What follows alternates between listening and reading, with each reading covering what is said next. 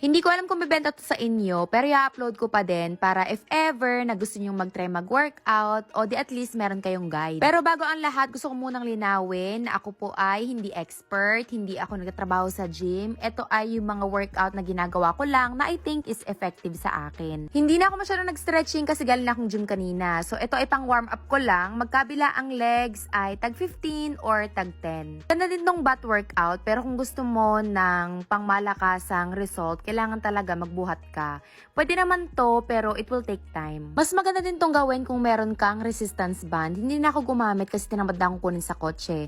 Yun nga palang flat na pinag-aanuhan ko, pinag-workoutan ko, ang tawag dyan ay yoga mat. Pero kung wala kayong yoga mat, pwede namang carton. Basta anything na hindi masasaktan yung inyong tuhod. So, eto na mga bakla, mag-a-ab workout na tayo. Ang tawag dito ay mountain climbing chinenilin. So, I think ang ginawa ko dyan ay 60 counts, tag 30, kabila ang paa. Pero, ikaw, pwede naman siyang 30 seconds kung gusto mo. Syempre, kapag bagong workout ka pa lang, kunwari ngayon ka pala mag-i-start, kailangan mo munang sanayin yung sarili mo. So, mag-start ka muna siguro sa mga 20. And then, kinabukasan, kung kaya mo, gawin mo 25 hanggang sa maabot mo na yung 60 counts. Nakalimutan ko palang banggitin mga bakla na I've been doing this for 4 years. So, kung kaya ko na ng pangmatagalan, yun ay dahil sanay na yung katawan ko. Syempre, nung bago pa lang din ako nagsisimula, mga mabilis din ako mapagod. So, eto na magpa-planking na tayo ng 1 minute. Masarap mag-planking mga bakla kapag ikaw ay maraming iniisip, meron kang ikinakagalit, meron kang problema,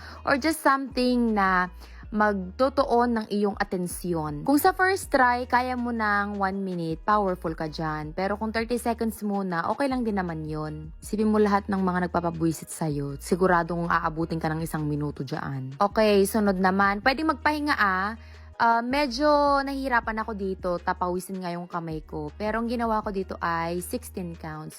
Kung kaya mo ng 10, okay lang yon. Kung kaya mo ng 8, kung ano lang ang kaya mo. Kung first day mo ito, wag mong masyadong i-pressure ang sarili mo. Tsaka okay lang magpahinga mga bakla ha. Magpahinga lang, pero hindi titigil. Etong mga workouts ko, ang inspirasyon ko ay si Chloe Ting. Tapos dinagdagan ko na lang ng iba.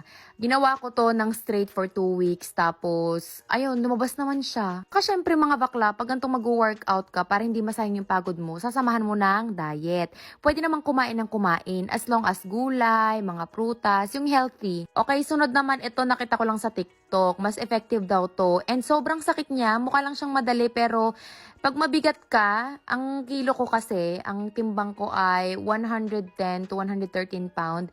Pero dahil nga hindi pa ako masyadong sanay dito, nahihirapan ako. So magkabilang legs tag 10, iaangat mo na ng konti yung puwet mo. Habang ginagawa mo to, mararamdaman mo talaga yung pag-init ng katawan mo. Yung init ng katawan na iba yung naiisip nyo mga bakla, hindi yung ibig sabihin. So ayan, tuloy-tuloy mo lang. Basta ha, pwedeng magpahinga, basta wag titigil. Alam ko ulit-ulit ako pero kailangan ko kayong i-remind. Okay, susunod naman tayo. Kapag first time mo today, pwedeng mga 25 or 30.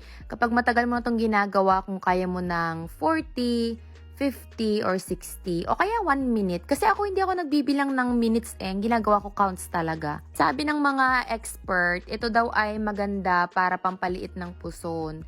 Ako naman ay aminadong malaki ang puson kahit payat. Ito siguro yung paborito kong ab workout kasi pagkatapos nito talagang sasakit ang tiyan mo but in a good way. Yung sakit na alam mong kinabukasan ay may abs ka na. Charot! Hindi yan overnight mga bakla. Syempre it will take time. Ano lang to, 15 counts. Kapag first time, 10, and then bukas gawin mong 11 ha, hanggang makayanan mo ang 15. Sinasabi ko mga bakla counts, hindi ko sinasabing reps ha, kasi hindi yan sets. Kumbaga, 15, 15, 15 bawat workout. Sunod naman natin tong leg raise na may appear. Ito, grabe din to magpasakit ng tiyan. Kung kaya nyo ng 10, go. Pero mas maganda kung gagawin yung 15. Basta yung likod, naka-flat ha, parang ganyan yung ginagawa ko sa video. Baka kasi mabalian kayo ng likod, kasalanan ko pa. Eto, bago ko lang din ginagawa, pangangalawang araw ko pa lang to, pero ramdam na ramdam ko yung sakit.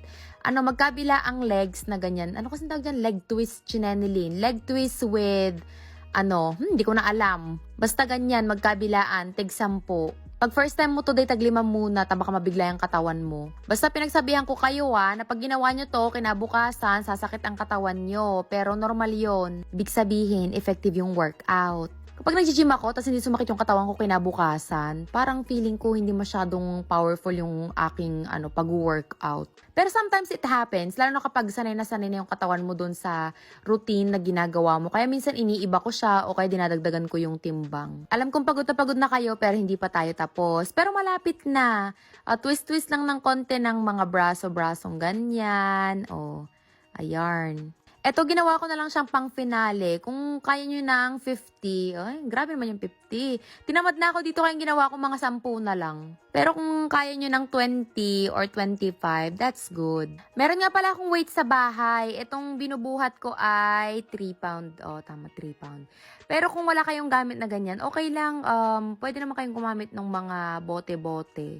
Yung plastic bottle na water, ayan, pwede din yun. Tapos alternate lang, 15 na counts. Tapos ayan, ito yung pang finale. So ganyan-ganyan lang. Tapos taas ang kamay. Tapos ganyan ulit. Tapos taas ulit ang kamay. Isa pa.